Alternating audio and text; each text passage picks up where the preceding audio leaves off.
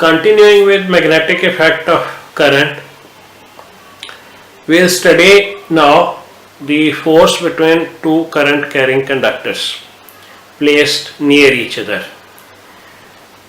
In the last video, you have studied that if we have a current carrying conductor placed in magnetic field, it experiences a force given by the expression F is equal to I L cross B.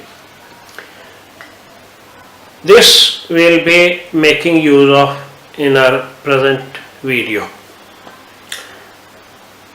The experimental observations show that a current carrying conductor placed near another current carrying conductor experiences a force. The force is attractive for like parallel currents. For example, in this diagram we have two parallel conductors A1 B1 and A2 B2. They carry current in same direction, that is both upward. The force is attractive if the currents are like parallel and repulsive if they are unlike parallel. In this diagram, the first conductor carries current in upward direction and the second one carries current in downward direction. They repel each other. Reason will shortly discover. Now, what is the cause of this force?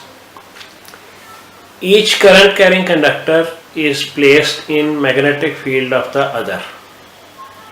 So, if you consider AB as a current carrying conductor, it will develop a magnetic field here at point P, or the field will act all over the conductor A2B2.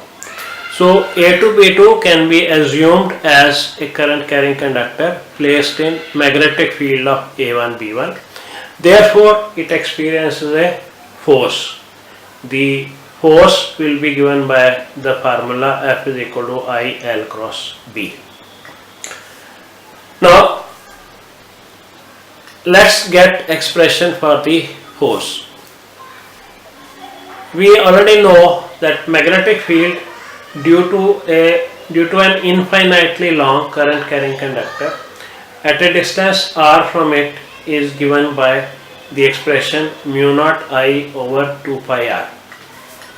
So this is field at P due to A1 B1 given by B equal to mu naught I1 because the current is I1 over 2 pi r. If you hold this conductor A1 B1 in your right hand and apply Ampere's right hand rule, you will see that the field here acts into the plane of the board. The conductor A2B2 is placed in the magnetic field and carries current in the upward direction.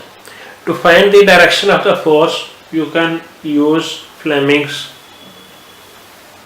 left hand rule. If you open the three fingers of your left hand with, that is the forefinger in direction of the field is into the board. So have your forefinger opened in the direction of the field, that is into the board, and central finger in the direction of current, that is upward. You will find that your thumb points towards left, that is the force on A2B2 will be attractive. Similarly, if you apply the rule here, you will find that the force will be repulsive. Now, A2B2 is in magnetic field of A1 B1 and hence it experiences a force. The magnetic field is into the board and the conductor is in the plane of the board. So current and the magnetic field, they are perpendicular to each other. You can find force on a length L of A2B2. The force will be given by I2 L cross B, which makes it I2 LB sin theta. Here theta is 90 degree. So you get BIL. Substitute value of B from this expression.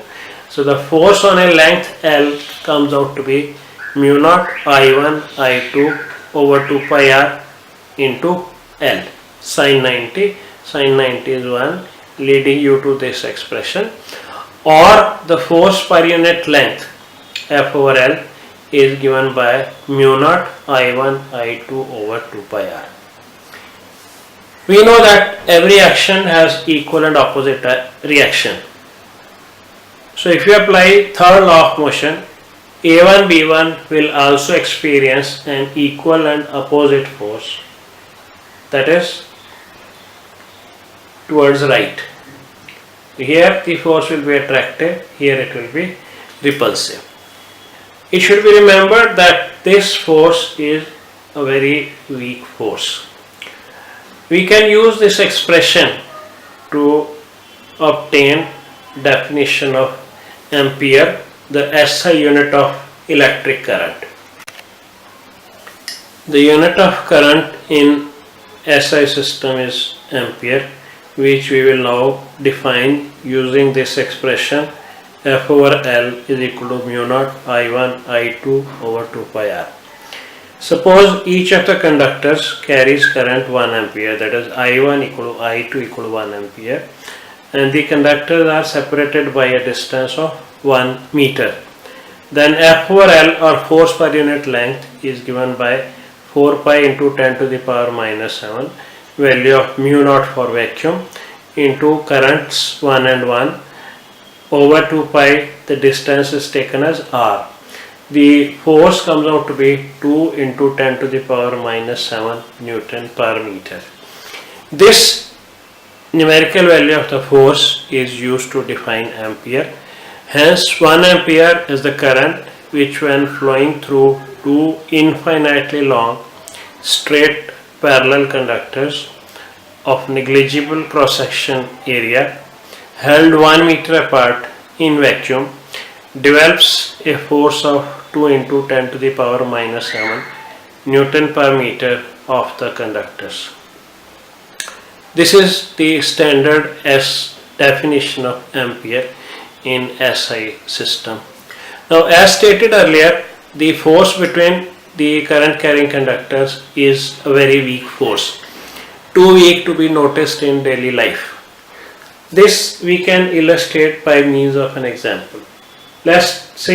Suppose that the conductors carry current 2 ampere and 5 ampere respectively, and they are held 10 centimeter apart. The force per unit length will be given by 4 pi 10 to the power minus 7 multiplied by the currents 2 and 5 amperes over 2 pi r. 10 centimeter means 0.1 meter. The overall result comes out to be 2 into 10 to the power minus 5 Newton per meter, that is 0.00002 Newton per meter, which is a very weak force.